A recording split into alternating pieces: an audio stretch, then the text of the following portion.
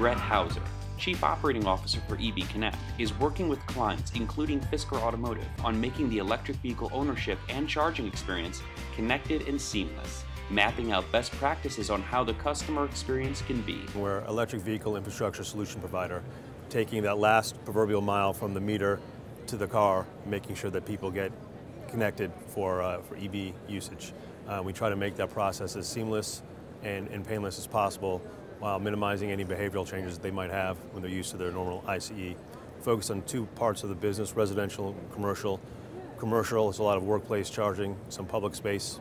We have a few grants that we do with the state of California. One is to upgrade the existing infrastructure that was put in place around 2000, 2001.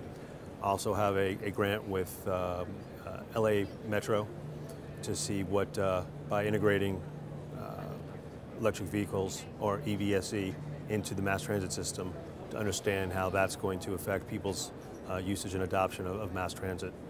We've also got another grant going on in the state of New York, with the state of New York and Marriott, trying to integrate EV charging into the hotel and the whole billing system there. So someone can make a reservation before they even stay at the hotel, charge, and then by the time they've left, everything will show up on their bill. And from the residential side, our big client, which we're very proud of, is Fisker Automotive.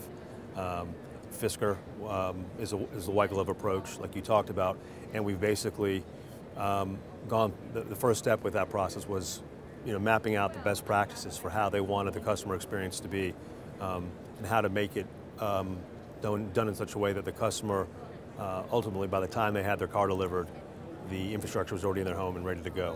So the first step on that was making sure that we integrated our software systems with their back-end SAP system to make sure that we had real-time sharing of information.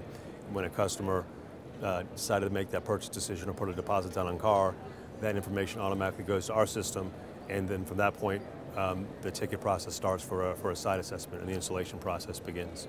So we made sure that we had those systems for uptime, for real-time information, for reporting, for issue resolution. But then on the front end, a lot of the focus has also been on dealing with the dealers and the dealer networks.